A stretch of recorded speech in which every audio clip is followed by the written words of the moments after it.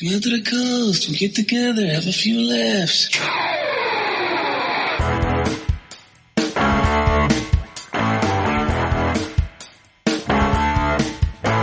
Yippee-ki-yay, motherfuckers, and welcome to your second helping of Dropping a Bruce, the monthly podcast where we watch every single one of Bruce Willis's 40 to direct video releases from his acting career to see if he took the role for a paycheck and dropped a deuce, or if in fact he took the role and gave it his all and dropped a Bruce. I am the Notorious Scott K. And from the UK, this is Steve, nothing but love, Smith.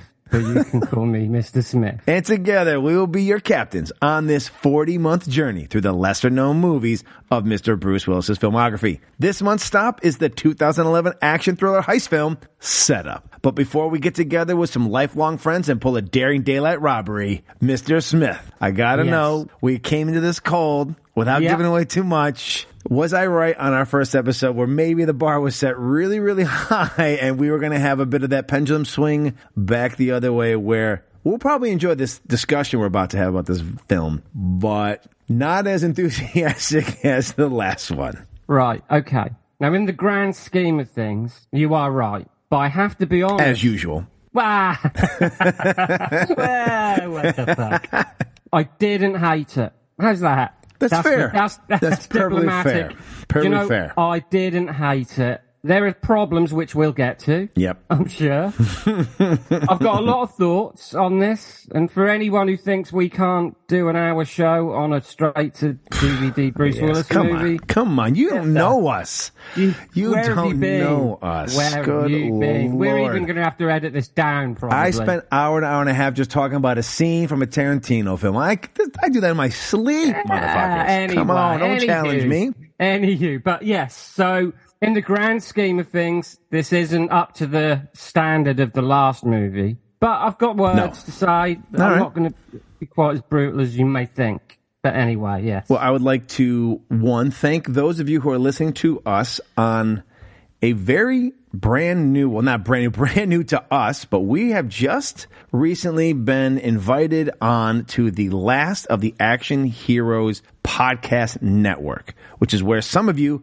are listening to this right now. The great Mr. Ryan Rebelkin, who I had the pleasure of meeting through my Tarantino podcast, reached out to us and asked if we would bring this show on there. And we're very, very excited to. He has responded back to me and seems more excited that we're on. I was like, dude, I think we're more excited that you invited us. Yeah, very grateful. And the funny thing is I was thinking about saying something to him when I first came with the idea, but I was like, I don't want to be on, like this, like, hey, by the way, Ryan, I think we've got this great idea that should be on your network. I thought, no, if he likes the show, maybe he'll ask one day, but for him to reach out before we put the show up, our first episode. So very, very excited to be a part of the network. Absolutely. With all the other shows on it that we'll talk more about at the end of the episode. Those of you, don't worry, we will have plenty to talk about, or I'll find plenty of clips to play in order to make this episode go. So, we are going to jump into it with our opening section that we call... What you talking about, Willis? Just the facts, man. Just the facts. This movie was released in 2011. Written by Mike Berman and Mike Gunther. Directed by Mike Gunther. Starring 50 Cent, Bruce Willis, Ryan Felipe, Jenna Dewan, Randy Couture, and James Remar. With a runtime of 85 minutes, holding a 4.4 IMDb rating and a no critics rating and 17 fans rating on Rotten Tomatoes. A group of friends become involved in a risky diamond heist that turns deadly when one of them betrays the others, leading to a surviving member to team up with a dangerous mob boss in an effort to get revenge. Dune Entertainment and 20th Century Fox present Setup. Don't worry about a thing. Set it up, knock it down. Let's do this.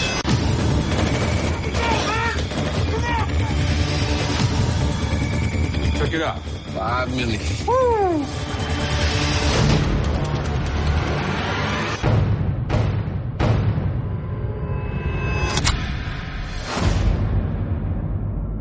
Is there anything you want me to tell your son before I kill him?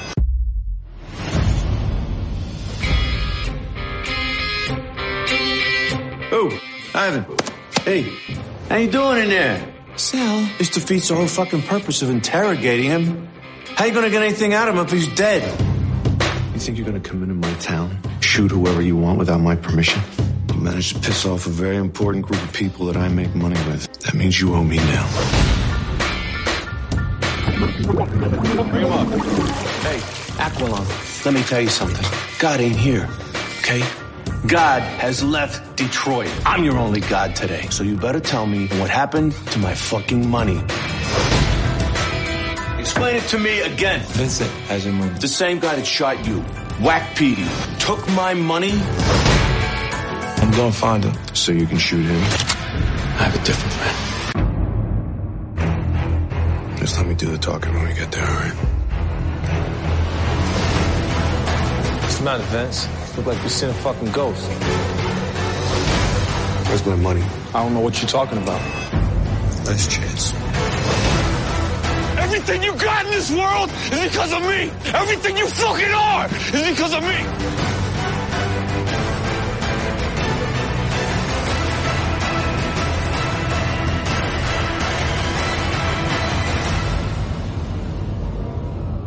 Yeah, that's right. Every fucking thing I say is right.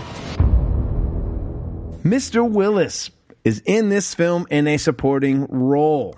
He plays a character named Biggs, who is the local mob boss in Detroit, who also enjoys reading the sports section while he eats his breakfast. Now, I think an important thing we should talk about right before now is that Mr. Willis eventually will be doing a whole lot more of these down his career. This is 3 years from his first one that we just did. He'll do one more in this year that we'll talk about. And he does a couple spread out until 2019 when, as we said in the very first episode, Motherless Brooklyn drops, and then from there it's 26 consecutive. These films are direct-to-DVD, direct-to-video, however you want to call them. We call them STDs for a moment.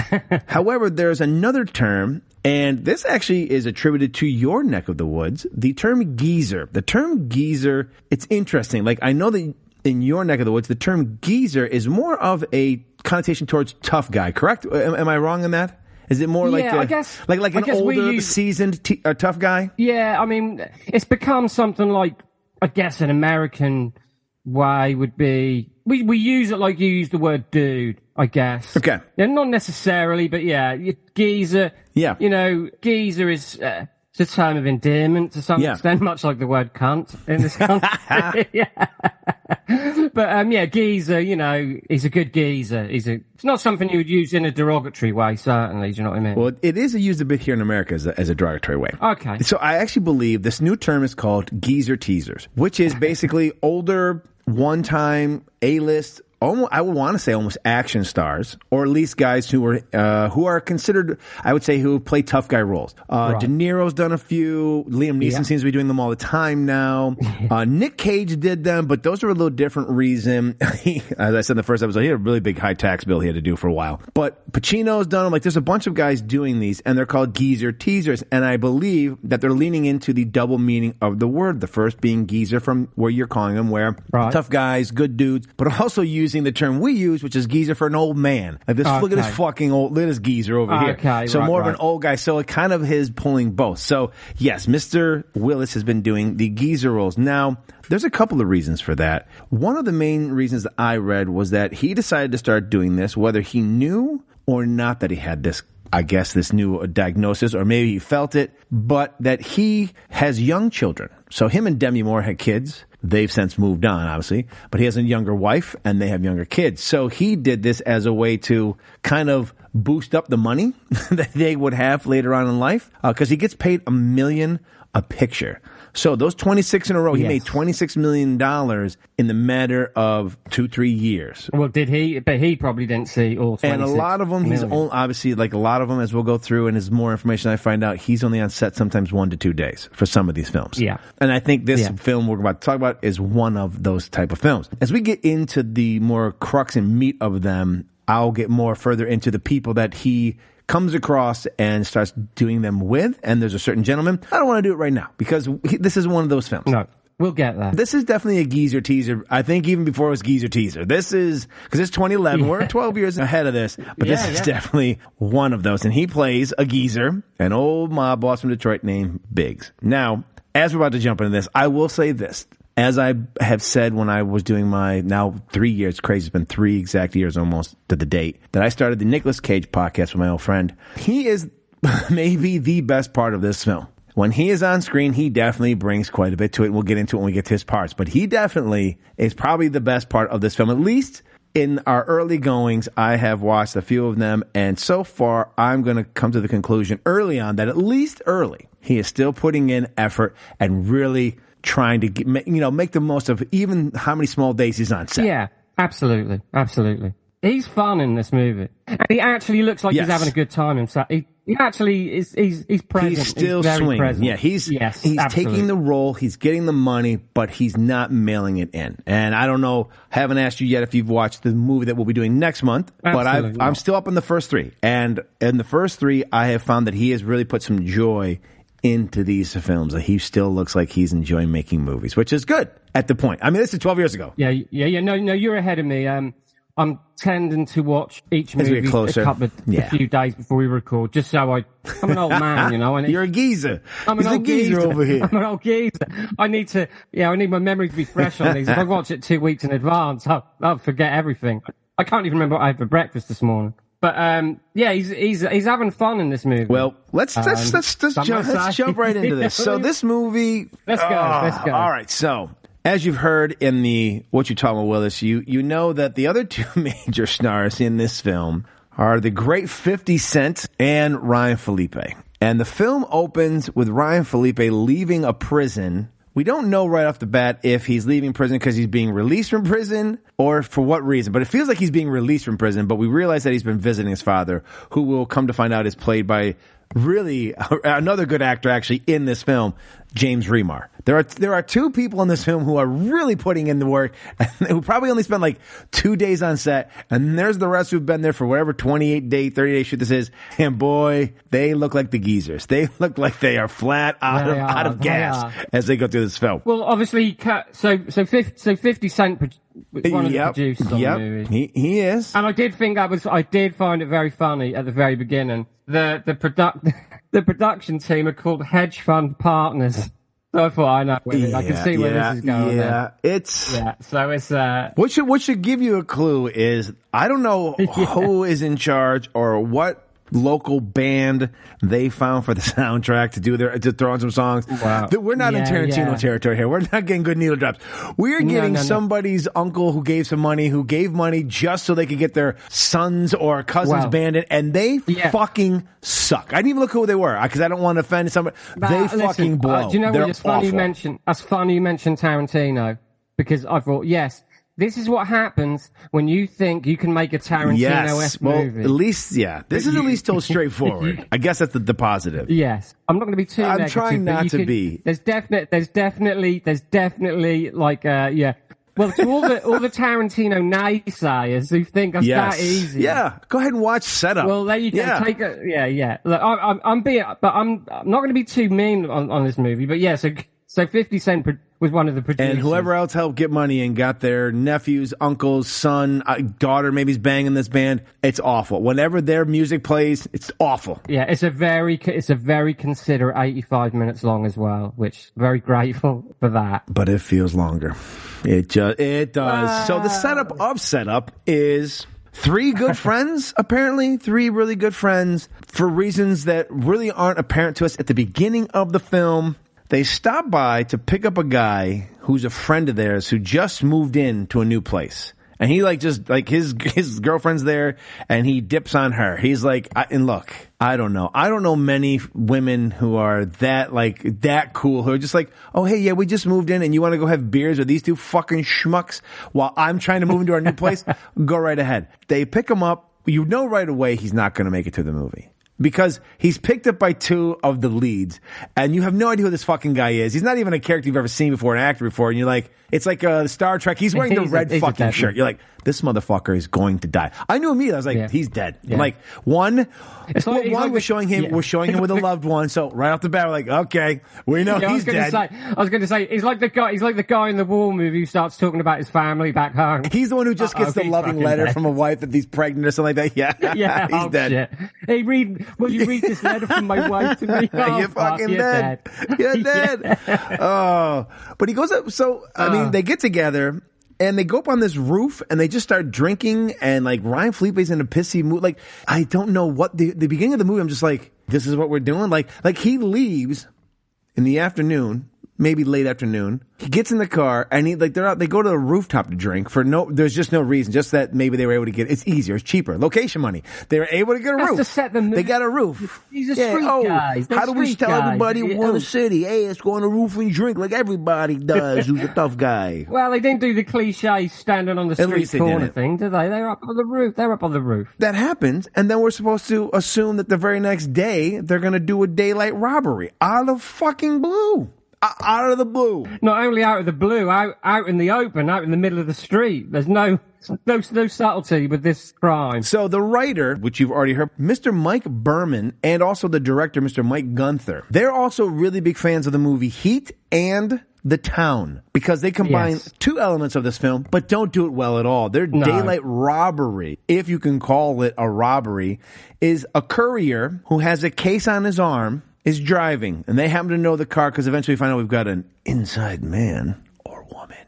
We've got an inside person who is driving them, and we know instead of following them to some, I don't know, maybe have this person drive them to a side street or to a parking garage. No, their plan is to have a van, wear masks, have assault rifles, and then decide to pull into traffic and stop traffic and just start opening fire willy-nilly style. Like I said, this is Heat. They wanted to recreate the Heat scene, but at least in Heat there was a reason. They're just shooting indiscriminate bullets for no reason. Cars going everywhere. Yeah, this is more like lukewarm than Heat.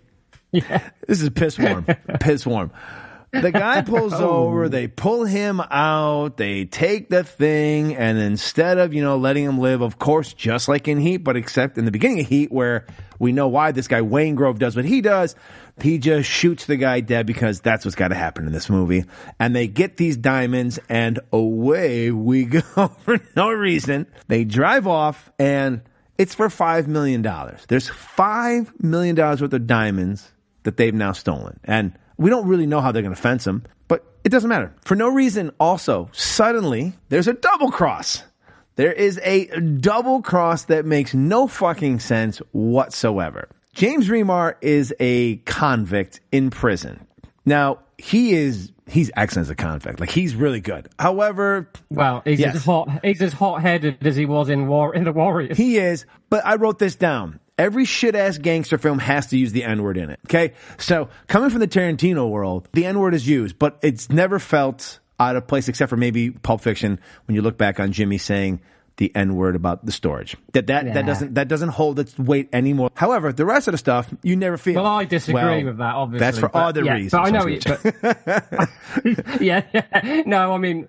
So we have to have. So basically, we get set up that Remar fights this black guy they're both mopping a floor. But he is a racist. Oh, he's a racist, no doubt. I mean, No, do you know what I mean? I get it. He's not using it in the. Like I'm saying, it's very heavy-handed and it's very poor writing. So basically, this robbery is being done so that Ryan Felipe can continue to pay protection money to keep his dad out of Gen Pop because his dad's such a fucking piece of shit racist that the majority of the black prisoners want to kill this motherfucker. They want him dead. Yeah. And the only way to keep him safe is to keep him in solitary confinement. And the only way to do that is to pay for it. Now, $5 million in diamonds split between 3 guys. Plenty of money. Actually, I would be willing to bet that these other 2 friends would be happy with taking $1 million apiece and letting you hold on to $3 million so you can help your dad out. You do not need to double cross them for any stretch of the imagination. And then in every poor gangster written film, which again, since everyone thinks Tarantino can just steal things and it's just easy, clearly Mr. Berman and Gunther aren't able to do so. The 2 Mikes have him kills one friend, but who do you think doesn't get killed, my friends? 50 Cent, because that motherfucker cannot be Mr. smoked. Curtis Jackson, as I call him. Mr. Curtis Jackson. Respect for his acting career. Yes. You know, this is very sincere. He wears many hats. This guy wears many hats. So he gets shot. He survives, of course, because in all badly written movies, you don't make sure the guy you want dead is dead. You shoot, you hope, and you just drive away. You just shoot and pray. Yeah. Yeah. That's a bit weak. Yeah. That's weak. When I was younger, I broke my collarbone playing football. My brother was a little heavier than me at the time, and so was another kid. And I got tackled sideways on the ground. So, I'm sorry, for those of you who are English guests, American football, I apologize. I got tackled, my right shoulder went down, and they landed on me on my left, and the weight and pressure cracked and broke my collarbone. Apparently, in the world of Curtis Jackson and the setup, a bullet can get lodged in your collarbone. The fuck it can. A collarbone. This is a movie, though. Let's get that clear. Of all we're talking the about things a movie. he could have said, of all the places it could have been lodged, it could have been the shoulder. At least there's meat and muscle. And of course, you've got a problem with that. The problem really is he gets shot, and the first place he thinks to go, who someone's going to have medical training, is some tattoo shop that only one guy works at, that's not busy at all, and that he is just ready and has all the info of what's going on in town. So this one guy's in the movie for 3 seconds. He goes, "Oh, luckily it's lodged in your collarbone." I laughed my ass off the second time I saw that. It's the most ridiculous place. It's a small town. It's a very small town. And I don't think Detroit, Michigan. I don't think Curtis Jackson's got health insurance. He doesn't have insurance. But I will give a shout out to I want to give a shout out to the tattooist, because when he does pull the bullet out, he drops it into a flask and not the cliched metal tray that you normally would drop it in. Yes. So I'll give him a shout out for dropping it in a flask. Do you remember what he's going to do? He's going to turn it into some kind of cool piercing or tattoo. Apparently he's also going to melt it down and whatever. Well, it did hit a collarbone. Curtis Jackson. It was lodged there. No, it hit his but it hit his medallion thing as well, didn't it? I hit the thing know. around his neck. Of course it did. Yeah. Well, it did. So I'm paying more attention than you because he said it's lodged in your collarbone, and I was like, "Fuck you! It's lodged." We're watching. I think you're getting confused. We're watching a movie here. We're not. This isn't real life, man. If this was real life, none of this would have happened. Underneath that, but with writing this good, it's no wonder why the film got made. Well, But I hear you. Anyway, let's not get. We're going off track slightly. Here's the sad thing: we haven't even gotten to Bruce yet. I mean, I'm sitting here going, because this is the second time I've seen it, but again, it was a year, and I was like, fuck, when does Bruce at least fucking come on screen? Because I remember enjoying him in it. I'm like, please save this. But no, we have to have, as again, in all poorly written gangster films, we bring in the church element. We've got to have the bad guy who just has lost his way with God. And if he could just find his way, there's always going to be a clergyman who's going to try to get him on his path, because he can tell right away that he's a wayward saint. Who the fuck gets shot in the collarbone, has a friend who's died, and the first thing you think about doing is I gotta go pray? You wouldn't be talking shit like this. I'm asking questions because if this is a good movie. No, listen, this has happened in a million fucking movies, and you'd never question it. That's not what makes this movie shitty. The fact that he went to church doesn't ruin this movie, okay? No. How about this? In Brian De Palma's The Untouchables, after a character is killed, they're in there, and what happens in that scene? One of the greatest dialogue moments ever from the great Sean Connery, when he talks about the Chicago way. Doing his Irishman with a Scottish accent. He pulls a knife, you pull a gun. He sends one of yours to the hospital, you send one of his to the morgue. That's the fucking Chicago way. And then you're sitting there like, you forget they're even in the church. You're fucking excited about it. In this one, I'm waiting for Sean Connery to come up and shoot the preacher. And go but this is the Detroit way, probably. We're not Chicago, we're Detroit. Well, I think we're clear on that. This is no Untouchables. Okay. I think we can agree there. I think you silently fell in love with this movie. I think you silently fell in love with Ryan Felipe. Hey, listen, I watch a lot of movies. I believe his shirt is off. I've seen shittier big budget movies than this. Fair. That's all I'm saying. On that occasion, but I'm not trying to. I would agree. This is no argument, really. I mean, don't be under any illusion that I'm not going to hunt out the DVD for my collection. Listen, I think we did say in our first episode, some of these were taking a bullet, we're getting them lodged in our collarbone apparently for these people so they have to watch them. Yeah. I'm just giving them what's going down. I can't change the truth. I can't change the facts. The facts are the facts. Just the facts. So those of you out there, if you are in a major city and you are shot and you are lucky enough to have a bullet lodged in your collarbone, seek out a very quiet and not overly populated tattoo parlor. Apparently, you never know. You might be able to find a person who would have been a doctor had things gone the right way, and they can perform medical on you. Yeah. Well, also, once he's taken the bullet slug out, get a tattoo. You know, get a piercing. Apparently, he's going to smelt it down and make a piercing. I just mean just to commemorate the situation, get a tattoo. Can we also say one thing? I'm sorry. For all the gangster rap lyrics and tough guy persona that 50 Cent is in his 50 Cent world, he can't act like a fucking thug for shit. Right?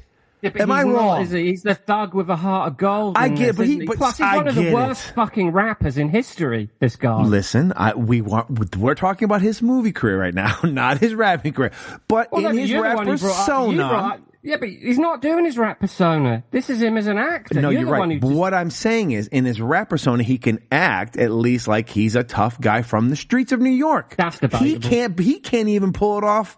In the chance to actually play someone he knows from the streets, he can't even pull it off. He raps like he's eating his fucking dinner. I get it, but Ryan Felipe's more... We haven't gotten to him yet. Ryan Felipe's more... Felipe. I know. We should have that guy from the person... Father Newell. Ryan Felipe.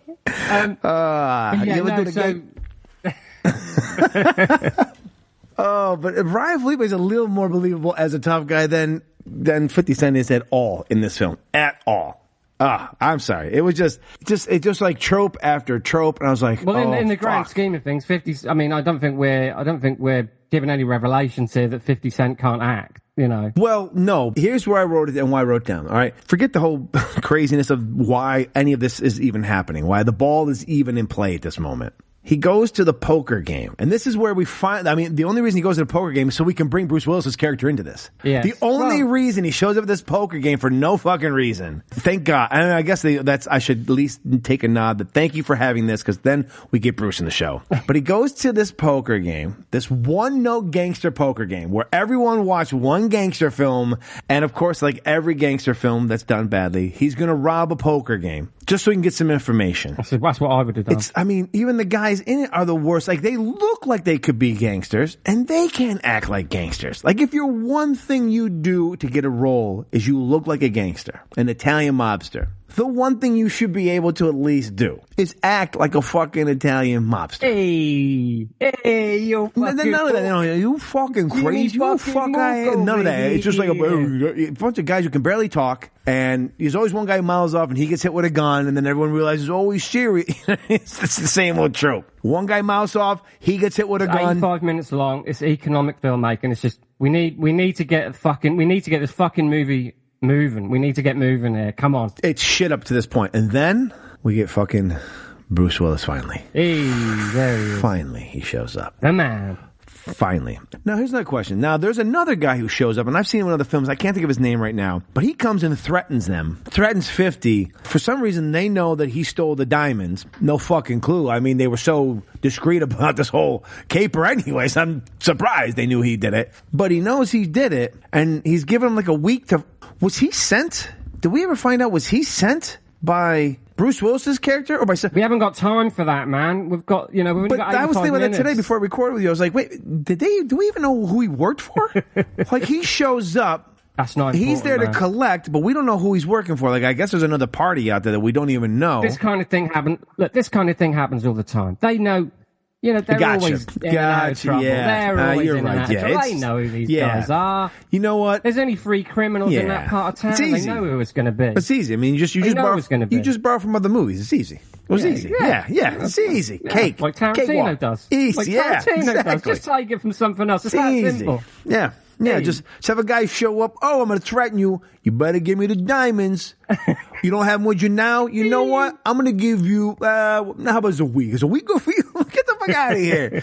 You don't take a finger? Get the fuck off. Anyways, come on. Yeah, so. Yeah, sorry. Then we get Bruce. Bruce shows up. He picks him up. When he comes on screen, Bruce is performing. he almost looks like it's like a caricature. He's actually putting a performance on, but because everything else has been so one note, so bland, so devoid of actual any acting skills, when he comes on, it's almost jarring because you're like, wait a minute, someo's acting. You know what I mean? Someone's acting. I'll give you that. Bruce Willis shows up and it's like, he's doing what he can to elevate the material. Yes. And the pro that he is, he makes that movie. Yeah. You know, he's in the movie for what, 15 minutes? Yeah. I think that's maximum 15 minutes. Yeah. He owns them 15 minutes. Oh, he's 100%. He's on top form. You're excited when he comes on. Yeah, he's as good as he is in any Bruce Willis movie in them 15 minutes. Agreed. But that just goes to show, how great he is. Yes. You know, that in them 15 minutes, he can totally make that movie.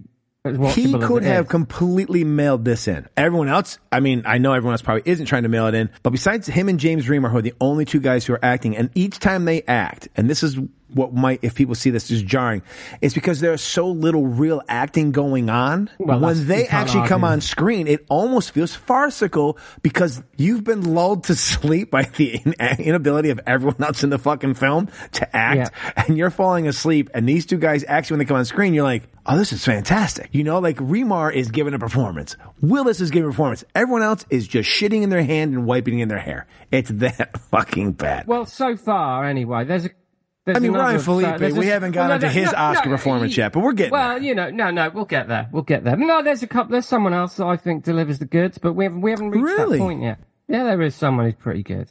Come on, Randy Couture. But we haven't got there. But we haven't even got We're there yet. We're almost there. Yeah, but he's great. He's so watchable, so much fun. One note. Well, no, but he is. Of course, he's one note. He's a fucking MMA fighter. He's not. I know. No, you know what? He? You know what? In fairness, you know what? I will be fair. That's absolutely right. He deserves. He gets a pass for being as shitty as he is. The rest of these guys, like Felipe, get no pass. Better than Felipe. Oh my God, yes. 100%. He's a bozo, and he's very watchable and entertaining. Yes. That's maybe one of the better scenes. But yes. But we haven't got there yet. We're getting ahead. I know. It feels like we've already been on this an hour.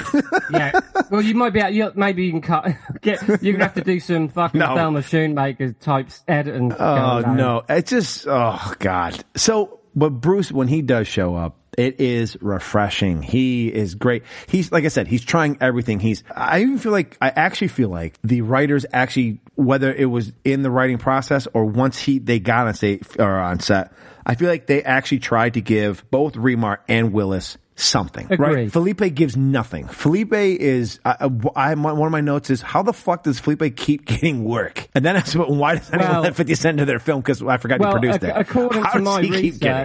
According to my research, he didn't even want to be in this movie. You can fucking tell. Tell. Yeah. Well, there you go. Fair enough. Look, can we just be honest? He can't act. One of my favorite movies of the 21st century, came out 2000, is a great movie from Christopher McQuarrie, his first directorial debut after he was the Academy Award winning for writing Usual Suspects. So it's the second movie he wrote, but first he got to direct. And it's Way of the Gun with him and Benicio del Toro. Yeah. Love that movie. James Caan. It's a great film. Felipe is decent in that film. What helps is he's got a lot of great actors around him, and because they're really putting in work, especially Del Toro, Felipe's probably it's his best role. Other than that, maybe women find him attractive back then. I don't know. Maybe late 90s, early 2000s, women found him attractive. I don't know. I guess that's how he kept getting roles. But he started off in like Cruel Intentions or something. Yeah, Cruel Intentions. A bit of a pretty boy type. Yeah. So he's a pretty boy actor, which means he doesn't need to be an actor. Then he tries, he stretches himself in something like Way of the Gun, which he doesn't suck in. He's pretty decent. That'll be honest to himself. I don't suck in this movie. Well, no, but I mean, he's decent enough in that. This movie, I don't think any actor was really going to make this movie top tier. No. Okay? No, you're right. Matter. You're right. He's not the weakest part of this fucking movie, that's for sure. 50 Cent is the fucking weakest part of this movie. Oh, yeah, and unfortunately, he basically becomes the lead character. And he's the lead. He is the lead. And he's not good. He's terrible. No, 50 Cent is the lead. Yeah. And he can't act. That's the problem. Ryan Felipe being a pretty boy actor with very limited range is not really the big issue in this movie. But I know what you're saying, though. I know what you're saying. He is the movie's villain. He is the villain of the piece. He could be chewing the scenery. He could be doing anything. He could be yelling and cursing like James Remar, his father in this. Yes. But he's not. So I get that. I'm not arguing. I'm not going to argue. Even if he tried to just imitate James Remar, That's what I'm going to say. That would have been better, right? Like, even if he had given an attempt to even be like his father, but the guy who plays his father. Well, all I'm saying is, I'm not going to shit on him as an actor. I'm just going to say he doesn't show up. He doesn't. Well, you can't shit on him as an actor because he's not an actor. He is an actor. He is a fucking He's actor. a pretty boy who gets put into movies. But he didn't get in the way of the gun because he's a fucking pretty boy. What I'm saying is... He's probably cheap. Okay. He just doesn't fucking show up to the... He doesn't show up, does he? He's just a fucking void. And he's the villain of the movie, which is a fucking problem. That's the problem. When your lead actor is a fucking void, and so is the villain. The problem is that the guys who wrote this try to make Willis's character the villain while he's a bad guy. He's a gangster. He's not the villain of the film. He's just like, hey, you stepped on my toes by robbing my really lame poker game. Can I just say one thing before I forget? This film would have been so much better if Ryan Philippe and 50 Cent swapped roles. Yeah, I mean, couldn't have hurt. I can't No, absolutely. Listen. This is not going to win. This wasn't going to win any If 50 Cent and Ryan Philippe were played by cats, just hear me out. Yeah. That might have been better. Oh, you can't drop that bomb. Might have been better. No, I'm just saying, look, because Ryan Philippe is no tough guy. 50 Cent, as you pointed out, in his rap persona, is a tough guy. So you should have swapped. I mean, he's been shot. I mean, he's been actually shot many times before. I've read the research. 50 Cent was shot 86 times in the face, and he lived to tell the tale. No, fucking listen. In the face. Ryan Philippe should have been the kind of, because 50 Cent is playing this kind of thug with a heart of gold, and that's it's fucking horseshit. Yes, you need a little bit of range for that, and I would say Philippe has that range. So they should have just swapped over. So 50 Cent should be the strong, silent, menacing villain. Yeah, and then you could have had Ryan Philippe as the kind of wide-eyed innocent who's just trying to get himself out of this jam. But anyway, that didn't happen. So this is what we get. We do get Jenna Dewan is in this. Channing Tatum's wife, Jenna Dewan, is in this film. Or ex-wife. Big fan of Magic Mike. Big fan of the podcast, of our Cheeky Bastard podcast. Yes, apparently. And she's awful. She's not good in this. It's all one note. She can't act. Ryan Philippe's sister who gets fucked up. I actually heard, just a side note, that one of the stars of Assassination of a High School Principal, high school president. You did it too. Yeah, I did it too. Misha Barton was supposed to be in this. Really? Yeah. Oh my God, she was so much conflicts, better. Man. No, yeah, that's what she said. That's what she said. She's like, yeah, and just like Ryan Philippe didn't want to be in this movie. I'm sure he said that before he started it. I don't fucking think so. Now, if they had put the guy who was the star of our last movie, Reese Thompson, in Felipe's role, and I would have, or any one of those side characters, this movie would have been through the roof. This is it. Any of those guys should be playing the 50 Cent role, because 50 Cent is the heart and soul of the film, and he's got no heart or any soul. That is the issue. That is the issue with this movie. Is the lead is a fucking void. As is the villain. Yeah. I've repeated myself, I know, but that is the problem with this movie. Everyone else, fairly kind of like run-of-the-mill, mundane, but they're not, they're barely supporting roles, Bruce Willis brings his fucking A game to what is a Z-grade movie. I think it's fair to say. Absolutely. Yeah.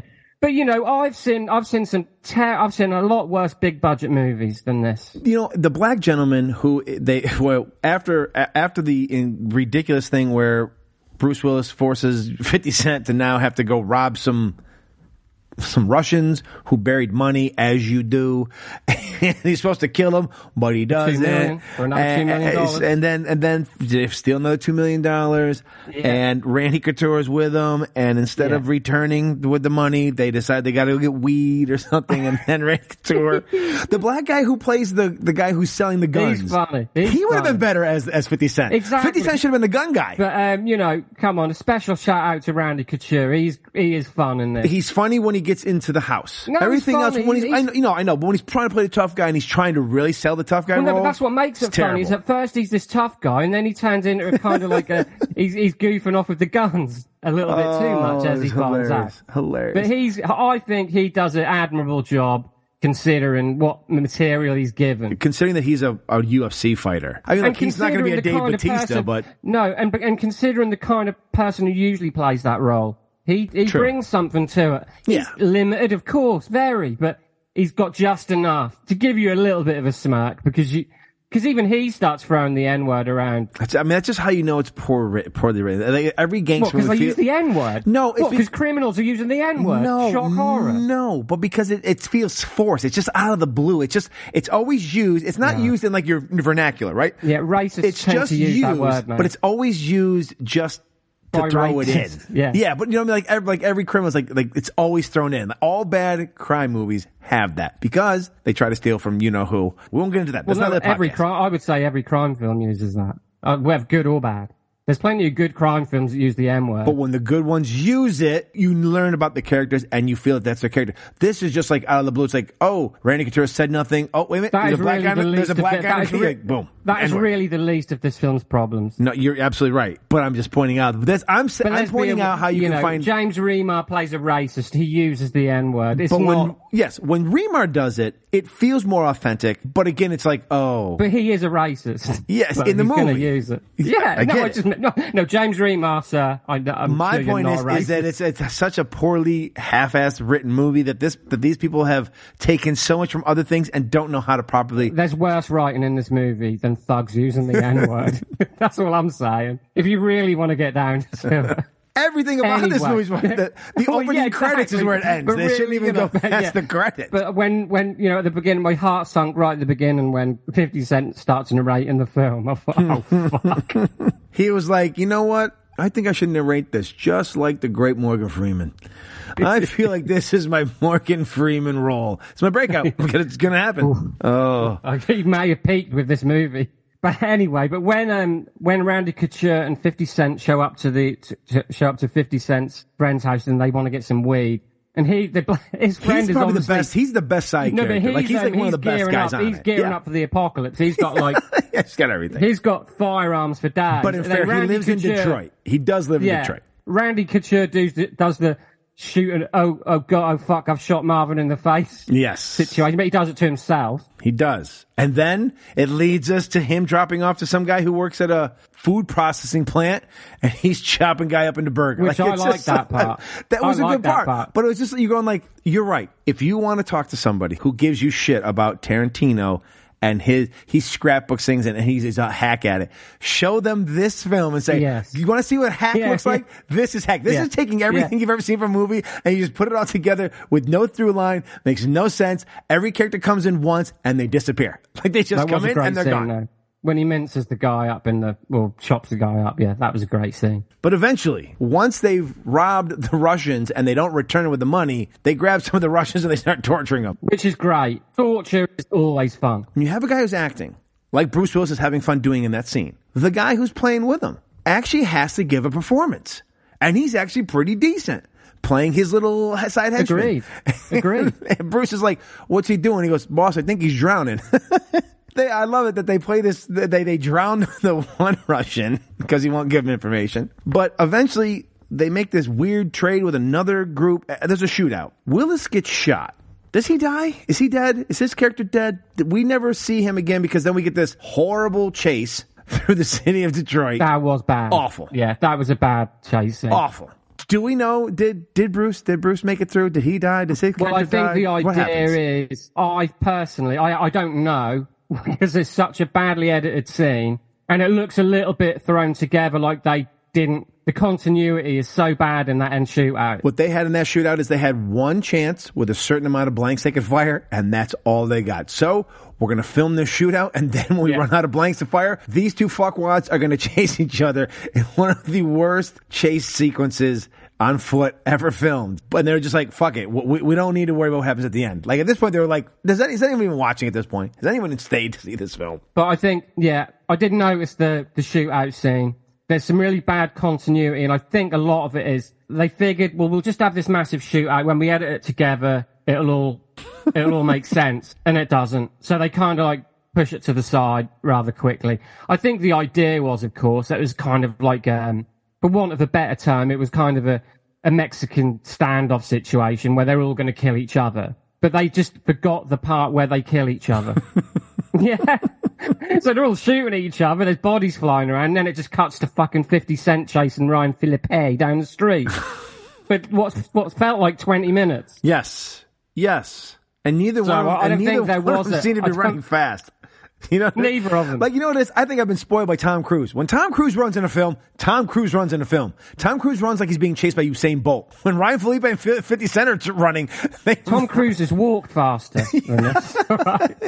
If Tom Cruise had a Zimmer frame, he would be going fast. But it just seems like it's almost like my feet hurt. Weren't you hoping for them to get hit by a vehicle? I was hoping the thing was going to end with one of them getting hit by a vehicle. Well, that would have been enough. Yes. But again, you know, it's a pretty lame. There are moments in the film that I found to be quite entertaining and fun, but all the important stuff wasn't. No. And most of the entertaining and fun required people who actually acted. When Bruce Willis is on screen, enjoyable. The black gentleman in the Randy Couture gun thing with the black gentleman, he helps the scene, and Randy is great in it.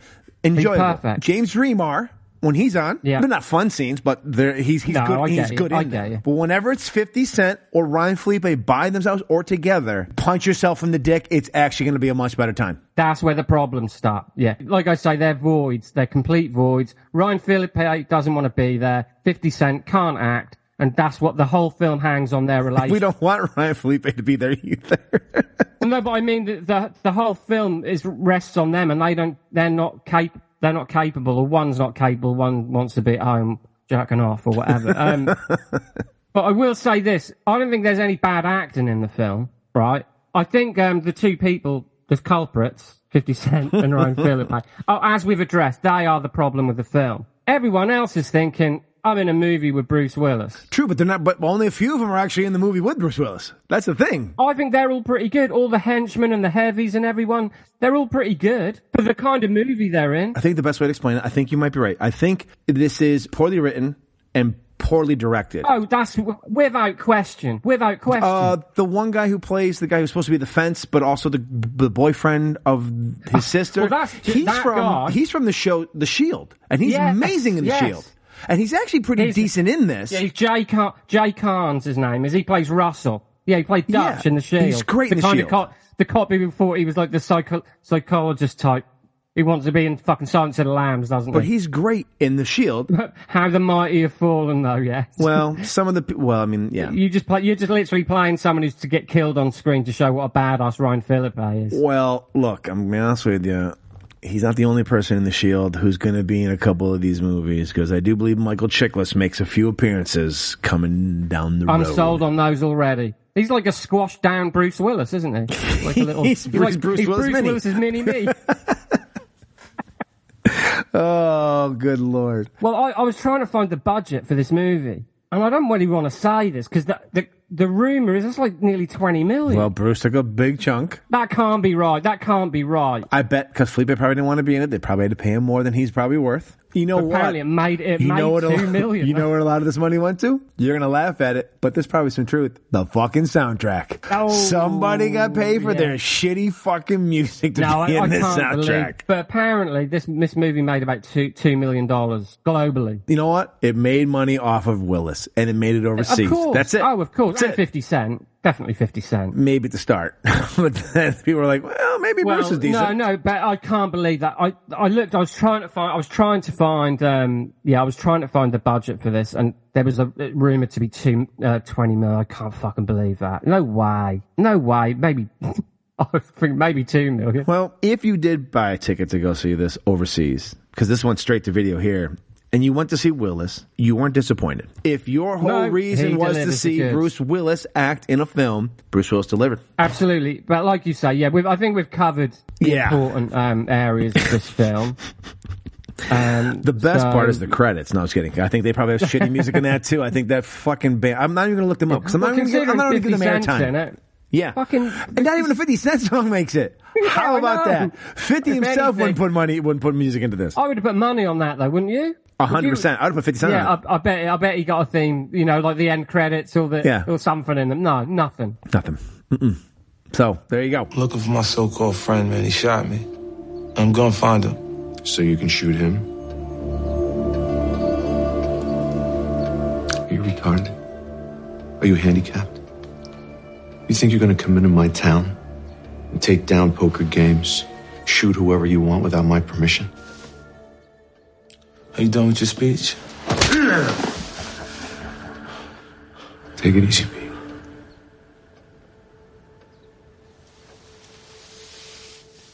What's the name of the kid that shot you? Vincent. Vincent Long. Vincent Long that runs with John R.'s crew? Yeah, he's been hanging around. Congratulations. You managed to piss off a very important group of people that I make money with. That means you owe me now. Well, I guess I will start this time on our favorite scene. Favorite scene.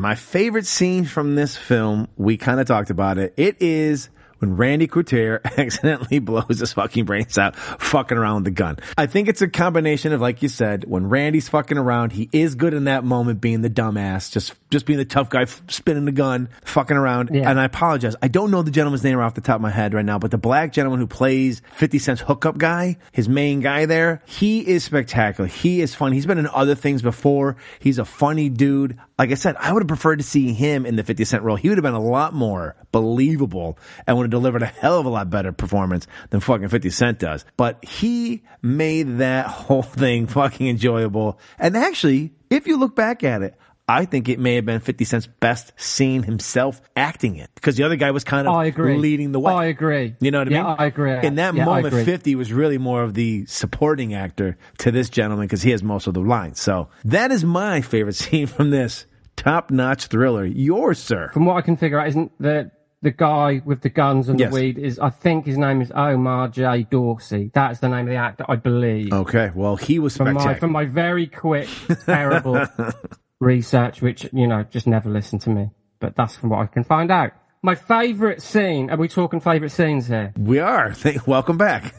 Well, sorry, I was just doing that bit of research. This is tough. Okay, no, easily for me. It's a very simple scene, but it's Bruce Willis lamenting the decline of sports coverage in newspapers while he's having his breakfast. It's like his first scene, one of his first scenes. I think it's his first scene, and it's just his mannerisms. It's just so Bruce Willis. Mm-hmm. It's who we love and why we love him. Yes, he keeps that John McClane / moonlighting David, what's his last name in it? David that Addison. Wise ass, that wisecracking wise ass. He still has a bit of that in him. You know what I mean? That soul of his character, even though he's not playing those characters. Yeah, in this, he's ponderous and he's looking to the sky. He's looking to the sky a bit and lamenting the shame that people are watching this stuff on their phones now, and there's no need for newspapers anymore. Yeah. He's like being the old geezer. Yeah. Waving his fist. He's taking poorly written dialogue and giving it life. Yes. Because it's just bullshit. We got to come up with some cool dialogue for this guy to say, but he actually fucking delivers it. And they probably were like, we just wrote us a fucking Oscar-winning script when he delivers that. I wouldn't be surprised if Bruce Willis read this script, read his lines, and thought, no, let me rephrase that. I bet Bruce Willis just read his lines. Yes. He was like, I don't want to know the rest. Yeah, or just didn't care at that point. Just thought, no, this guy's funny. I like him. Yeah, I can make him funny, I know how to play this guy. I can change this. I know how to say that. I can sprinkle a little magic over this and that. So I think he probably read his own lines and thought, you know what? I get to hang out with, these guys. I know who they are. Why not? Boom. Well, million clams. He delivered. A couple of days' work.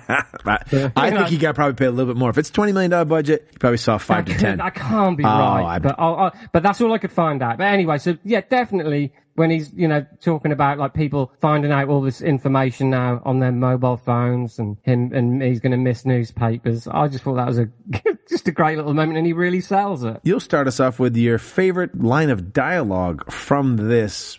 I'm surprised it wasn't nominated for an Oscar for Best Original Screenplay in 2011, but apparently it just missed out. Best one-liner. I'm going to give it my best. All right. I will give it my all.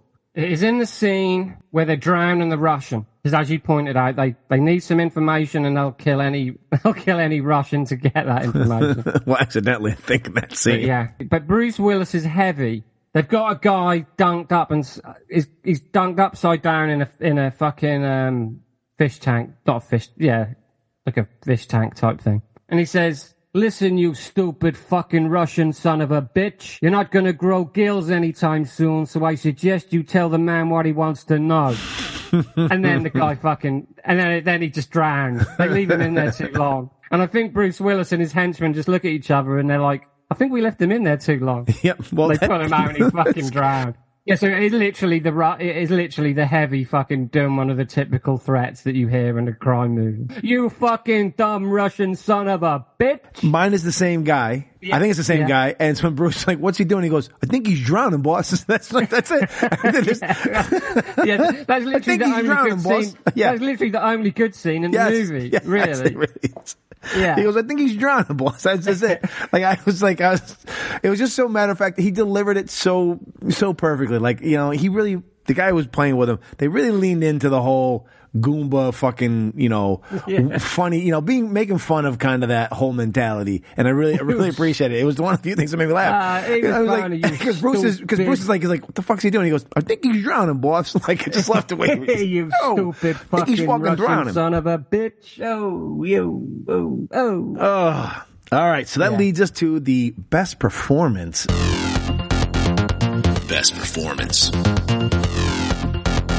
For me, look, it's the title of this fucking podcast. Hands down, it's Bruce Willis. Bruce Willis puts out the best performance. He is acting on all cylinders. He's really leaning into this role. Some of you who watch it might think he's overdoing it, but that's because no one else literally on screen from any moment before him or after him is putting in any kind of fucking real performance. Bruce Willis is actually really putting in and attempting to play this mob boss, and I thank him for it because when he was on screen, I enjoyed him being on screen. It's the only reason I kept with the movie is that I'm glad they didn't kill him off early. I'm worried that there's going to be a few movies coming down the road where they're going to kill his character off early, and we're going to struggle through like an hour and a half of a film with no Willis to talk about and just have to fucking hope that it's like a quick dental procedure, but I don't think it's going to be. But for me, it's Mr. Willis. For you, sir? Well, I couldn't agree more. It's Bruce Willis. He brings his A game to a Z-grade movie. This is everything we like about Bruce Willis, minus him getting physically involved that much in the movie, you know, violence-wise. You know, he's the one who starts firing at the end, I think. Yeah, I forget. You know, it happens so fast. I don't even know who fucking shoots everyone. Yeah. But, you know, as we've addressed, there aren't really any performances in this movie other than the old hands, which are Bruce Willis and James Remar. And, you know, special shout out to those guys because... Yeah, James Remar, he's chewing the scene. That's the funny thing. James Remar is doing James Remar. That's what James Remar does. He's a very ferocious, intense actor. Bruce Willis is very sarcastic, smart-assed, and kind of cool. And they're both doing that in their best way possible. So yeah. So for me, best performance, without a doubt, is Mr. Willis. That'll lead us to your favorite character or best character. Favorite character. Who was the character you enjoyed the most? Randy Couture, the muscle. I thought he was just a great... Well, this is it. As we said, you know, earlier about James Remar and Bruce Willis, he's, you know, I mean, I know we're not talking about performance here, but he's really the only other really memorable character in the film. I actually felt a bit disappointed when he blew his own brains out that he wasn't going to be in the film anymore. So I'm like, well, I'm not enjoying Ryan Phillippe. I'm certainly not enjoying 50 Cent. But then I never thought I would enjoy 50 Cent as an, you know, I kind of knew that he was going to fall flat in this movie anyway. Because I'd seen him in other things. He's not an actor. Simple as that. He's no Ice-T. No. You know, he's no Ice Cube. No. He's no Vanilla Ice. Who is, though? Who really is? Vanilla Ice is, you know, he is like the Marlon Brando of rappers when it comes to acting. Truly is, yes. However, folks, I don't want to give spoilers, but a little foreshadowing. He may be making an appearance 2 months from the time you listen to this. He may be in another film really soon. He can turn me round, you know. But what we'll say, you know, is Randy Couture, at least he's believable in the role, but that's not what we're talking. We're not talking about the acting, we're talking about the character. I thought he was a great character because you know, I think initially because he's kind of running 50 Cent down, you know, when they meet, he's kind of, as if to sort, you know, he's kind of trying to show him who's boss sort of thing. He's like, look, you're coming with me, I'm in fucking charge. So yeah, he's throwing the N-word around and that could be considered a little bit distasteful. Yes. But I get it.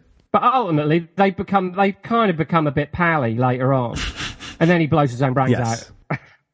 And I did think, that's a shame, because I was enjoying the guy. I was enjoying the character. I was glad he blew his brains out. I'm not gonna lie to you. However, my favorite character is the guy I wish kept going forward, and that is G Money, played by Omar Dorsey. And while you were doing your rant, I knew he looked familiar. A year later, he's in Django Unchained. He plays Chicken Charlie. He's one of the guys who's in the back of the wagon. He is, and here's some trivia on a Bruce Willis podcast from the guy who hosts the Church of Tarantino. He is the only current person to be a part of an end credit scene in a Tarantino film. Django Unchained is the only current film that has an end credit scene, and the guy says the N-word. He is at the end of it, and he gets to say it. So Chicken Charlie, Mr. Omar Dorsey, is my favorite as G-Money. I would have loved to see him more in the film. I would have loved to see him and 50 Cent go around. If he could have teamed up with 50 Cent for this film, it'd have been better. You wanted to see more of an actor in this film? Well, yeah, I know. What a fucking asshole. What a prick. What a dick I am. Yes. Shame on you. Yes. No, absolutely. No, I agree. He was great. But, again, you start thinking, you think different people in different roles in this film. Yeah. You could have had something. Like I said, it would have been a little bit more enjoyable. Yeah, if Ryan Phillippe was the lead, at least you would have had. This film has such poor writing, but yeah, if there had been a little bit stronger cast, they might have been able to, muddle this through. Yeah. They might have been a muddle and make it a little bit more enjoyable. I know what you mean. Yeah. Yeah, but I'll go on record. I think I've seen worse big budget movies than this. That's a fair statement. But I think, you've got to adapt when we all know this. When you watch a movie, you have to adapt to the kind of film you watch. You do, but you also should still be critical. Because if you're going to be critical of other movies. No, obviously, that doesn't mean everything's good. Because they spent $20 million of somebody's money on this piece of shit. Yeah. But what I'm saying is, look, this is not a great movie. This isn't even a good movie. This is below average on my Letterboxd score. This is below average, but I have seen worse films with a bigger budget, made by people who really should know what they're doing and had actual actors in their films. So for that, I will say this film deserves a little bit of a salute for not sucking as much as it probably should. The moment of truth. I realized that what we did is we should make this a 2 for how we answer this question. Is it a Bruce or is it a Deuce? 1, the first thing is we should say, and we'll start this podcast now. Did Willis drop a Deuce or a Bruce? And then is this a film a Bruce or a Deuce? Fairness? Like, is it a film worthy or is it very Deuce? Diplomatic. Very diplomatic. I think it is my turn at this point. I believe, yes, we're going flipping. Yeah. So I will say that Bruce himself, his acting in this, he dropped a Bruce. His acting was fantastic. He really put in a performance. He did not sell out. Maybe he took a paycheck and knew the movie was going to be anything. But that being said, he put in a performance. He showed up on set and he gave it his all for the role that he was given and the minimal things that were surrounding him. So for that, I will say he dropped a Bruce. He most definitely dropped a Bruce. This film, however, dropped a Deuce and is now a double turd tonic. This movie got a half star from me on Letterboxd. It was that awful, and I've seen it twice now. I will never go back and watch it again. I saw it 2 times more than I ever thought I would have to. But yes, so for me, Mr. Willis drops a Bruce. This film overall drops a Deuce. This film was definitely dropped a Deuce. Right, okay, so as far as Mr. Willis is concerned, he definitely dropped a Bruce. As you've already just pointed out, he brings his A game. He totally delivers. He lets us know why we love Bruce Willis the way we do. He does all the right things and makes all the right moves. This is definitely Mr. Willis dropping a Bruce. He most definitely dropped a Bruce. However, you gave this half a star. Yeah. I gave it 1.5. Okay. Wow. So it falls way short. It's not. It's below average.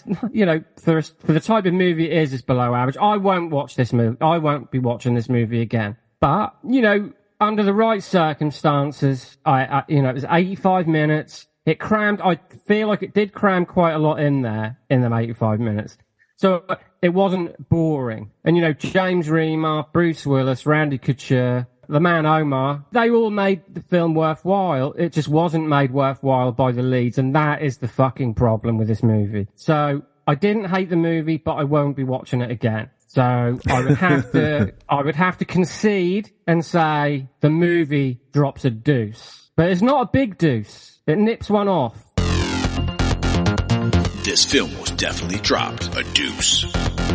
For you, it's not a big deuce. For me, it's chock full of old peanuts floating at the top of the bowl. Wow. Not very good. No, this is, it knocks. So, how about this? In fairness, we've had two contrasting films to start with. The first one is the bar to which it's all going to be in. And now this is now the low bar. So now we're going to have what's in between. Will something drop below setup? And can something get above assassination of a high school president? According to you, nothing could be lower. Look, you're not allowed to not give stars. I have a feeling there's going to be some coming down the road that are going to be worse. But we don't know.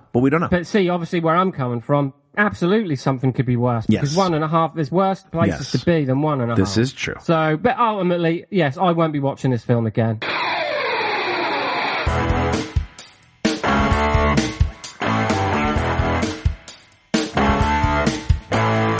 And that will do it for our second episode. Please feel free to reach out to us on the show's socials, which can be found in the show notes, and tell us what you thought of this film, how you feel about Bruce as an actor, or even to let us know what you think about the show. We'd also greatly appreciate it if you'd give the show a like, leave us a review, and follow the show on the Last of the Action Heroes Podcast Network, where you can find other amazing podcasts dedicated to such iconic action stars as Stallone, Lundgren, Van Damme, Schwarzenegger, and Seagal. The link to the network can also be found in the show's notes. So won't you please join us again next month as Steve and I will be reviewing Bruce's role in the 2011 crime thriller Catch 44 to see if he dropped a deuce or if he dropped a Bruce. Until then. Yippee-ki-yay, motherfucker.